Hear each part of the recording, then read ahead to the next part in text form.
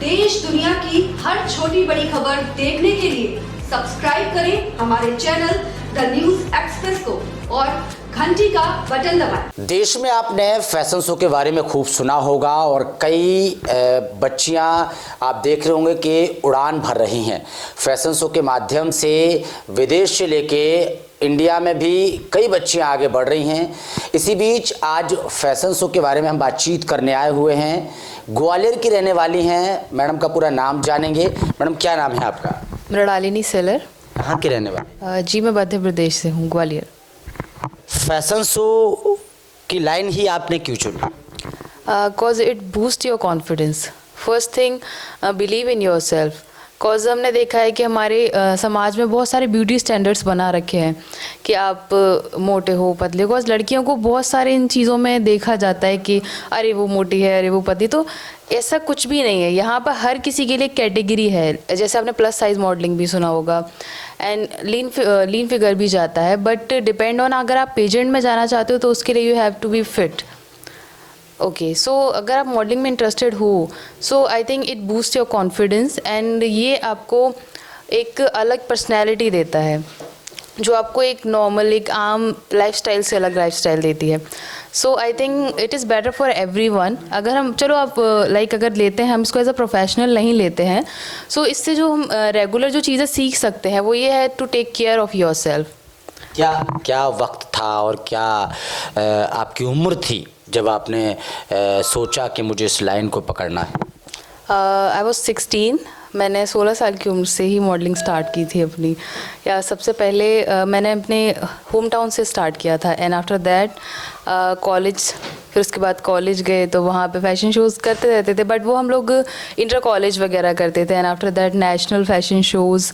And धीरे धीरे जब आप जब आपको लोग जानने लगते हैं तो आपके पास खुद ही ऑफर्स आने लगते हैं। जैसे कि हम हर इंडस्ट्री को लेते हैं कि जब आपका वर्क अच्छा होने लगता है तो ऑब्वियस सी बात है कि लोग आपको अप्रोच करते हैं।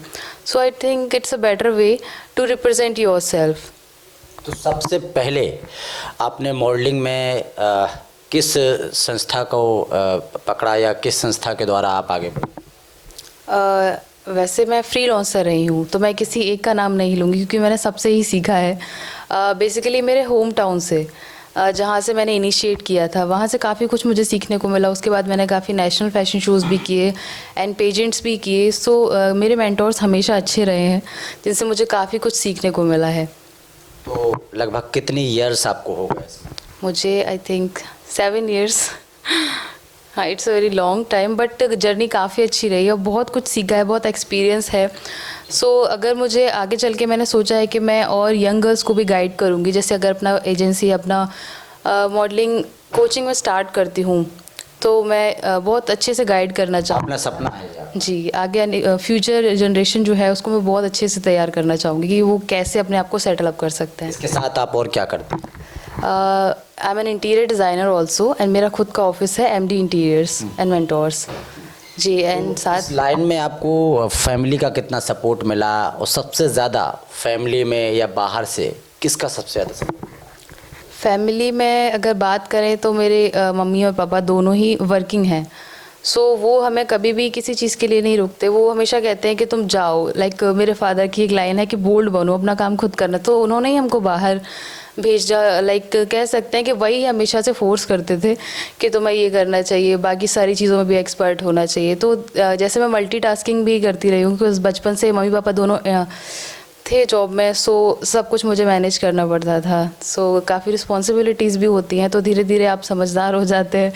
तो जब आप बचपन से ये सारी चीज़ें हैंडल करते हैं तो आपको थोड़ा बड़े में टैकल करना ईजी हो जाता है कि आप ऑफिस, मॉडलिंग एंड मैं स्पोर्ट्स से भी हूँ, ग्वालियर की हैप्क्यूरो सेक्रेटरी भी हूँ। सो मार्शल आर्ट्स एंड ऑल ये सारी चीज़ें मैंने की हैं अपनी लाइफस्टाइल को लेके और यही मेरा करियर भी है। लगभग कितने प्रोडक्शन में आपने काम किया है? I think more than 20। या मोर देन 20। लास्ट में कौन सा प्रोडक्शन आपका ज़्यादा? अमन गांधी प्रोडक्शन। अच्छा जी, बिकॉज यहाँ से मेरा जो लास्ट टाइटल विनर जो मैं रही हूँ वो यहीं से है। मॉडलिंग में सपना क्या है आपका? To represent my country at global level and make my name, कि मुझे अपना इंट्रोडक्शन देने की ज़रूरत ना पड़े। तमाम बच्चियां सुन रही हैं आपको, वो भी ये चाहती हैं कि आपके इस मुकाम तक पहुँचे, लेकिन फैमिली का सपोर्ट नहीं मिलता है, पैसे से बेचारी मार खा जाती हैं, क्या आपका संदेश रहेगा, क्या कुछ उनको बोलना पड़ता है? जैसे कि मैंने अभी एक ही बात कहा था कि अपना नाम लाइक मैं बना चुकी हूँ, जैसा कि आप मुझे जानते हैं और यहाँ पर जो जितने भी लोग हैं, मैं जहाँ तक जैसे पहुँची हूँ, जो जर्नी मैं आपको एक्सप्लेन कर रही हूँ, कुछ भी इजी तो नहीं होता, बट पेरेंट्स को बच्चों को ट्रस्ट करना होता है।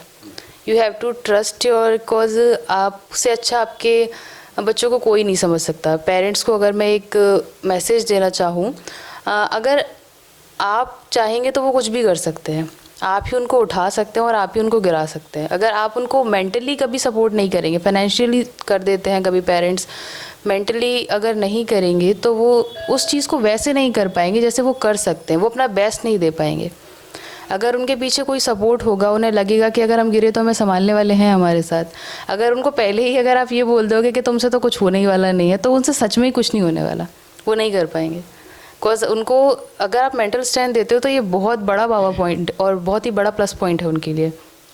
इन सालों के बीच में कभी आपको बॉलीवुड से कोई लगाव रहा या बॉलीवुड में जाने का कोई सपना आपका? जी, मुझ पे काफ़ी ऑफ़र्स भी आए थे, साउथ से एंड बॉलीवुड से भी थे एक दो, एंड साउथ से ज़्यादा थे। बट एक्चुअली मेरी एजुकेशन के चलते थोड़ा पेरेंट्स ने उस टाइम पे सपोर्ट नहीं किया कि पहले आप अपना ग्रेजुएशन करो और स्टडी करो, उसके बाद फिर आपको जो करना है वो करना। सो इसलिए मैंने वो एक्सेप्ट नहीं किए। बट उसके बाद फिर मैं पेजेंट लाइन में हूँ, सो अभी मैं इसी को कंटिन्यू कर रही हूँ। बट अगर मुझे मौका मिलता है तो मैं ज़रूर जाऊँगी। मॉडलिंग की अगर बात करें तो अमन गांधी फिल्म प्रोडक्शन की तरफ से कहा जाता है, कई बार अमन गांधी जी एक संदेश भी देते हैं कि कई परिवार ये सोचते हैं कि मॉडलिंग में छोटे कपड़े पहने जाते हैं, तो इसको लेकर आपका क्या कहना है? क्योंकि आप रही हैं इतने साल, छोटे कपड़ों की जो बात आती है इसको कैसे देखें? इसको अगर बात करूँ तो मेरी मम्मी हमेशा से मुझे एक ही बात कहते थे, अभी भी कहती है कि आपके कपड़े आपका कैरेक्टर डिसाइड नहीं करते। द फर्स्ट थिंग इज़, कपड़े छोटे होने से सोच छोटी नहीं हो जाती, ये आपकी नज़रें होती हैं कि आप उसे कैसे लेते हो। फॉरेन में भी ये पहनते but they take it as normal, okay. तो फिर हमारे इंडिया में इस चीज़ को ऐसे क्यों लेते हैं? अगर हम उस चीज़ को भी एक नॉर्मल फॉर्मल वेयर्स भी होते हैं, ऐसा नहीं लाइक एयरलाइंस में चले जाओ फॉर्मल वेयर होते हैं, but nobody is taking them as that's their profession, okay. अगर हम हर चीज़ को एक प्रोफेशन लेके चलें तो आई डोंट थिंक, कॉज आप जैसे मीडिया में हैं तो आप अपने जॉब कर रहे हैं, जो मॉडल्स हैं वो अपने जॉब कर रहे हैं। सो आई डोंट थिंक कि आपको उस चीज़ को वैसे लेना चाहिए। अगर आप ओपन माइंडेड रहेंगे तो आप प्रोफेशन में अच्छे से सेट हो पाएंगे।